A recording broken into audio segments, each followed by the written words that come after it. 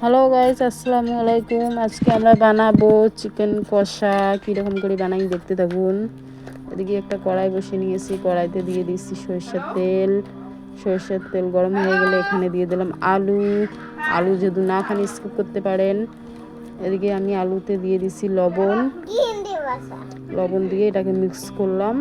Mix করে এখানে দিয়ে দেবো একটু হলুদ গুঁড়ো, কালারটা খুব ভালো হয়। হলুদ গুঁড়ো দিয়ে এটাকে মিক্স করব যতক্ষণ না লাল হয়ে যাচ্ছে। দেখুন ফ্রেন্ডস, এদিকে আমার আলুটা লাল হয়ে গেছে, এটাকে নামিয়ে নেব।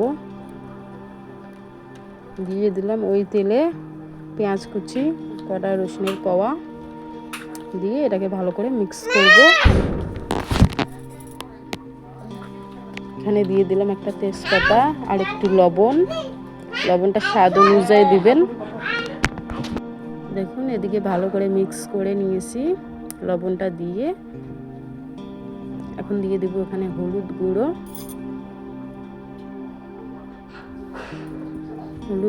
দিয়ে এখানে দিয়ে দেবো জিরে ধনিয়া গুঁড়ো। এখন দিয়ে দিলাম একটু পানি দিয়ে এটাকে ভালো করে মিক্স করব।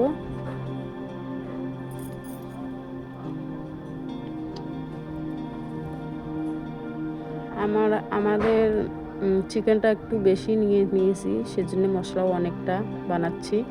এখানে আদা রসুন বেটে নিয়েছি, সেটা দিয়ে দিলাম।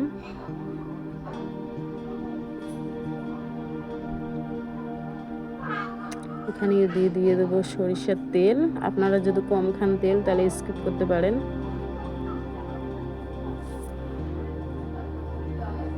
তেলটা দেওয়া হয়ে গেলে এখানে দিয়ে দেবো শুকনা মরিচের গুঁড়ো। যেরকম ঝাল খান সেরকমই দিবেন অবশ্যই। দিয়ে মিক্স করে নেব ভালো করে। যতক্ষণ না মশলা থেকে তেল ছাড়ছে ততক্ষণ মিক্স করব।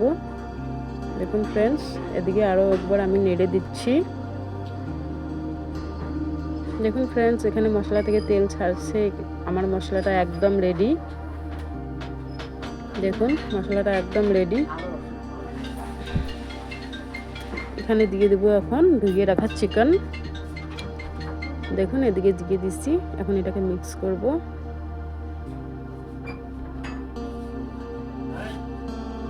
যখন আমার মাংসটা রেডি হয়ে যাবে,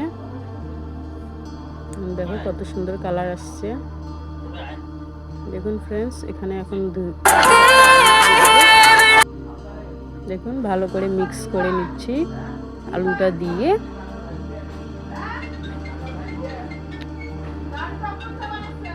এখন এখানে দিয়ে দেব কষানোর জন্য পানি। আমি এখানে 2 বাটির মতো পানি দিয়ে দিচ্ছি। এটাকে ভালো করে মিক্স করে নেব।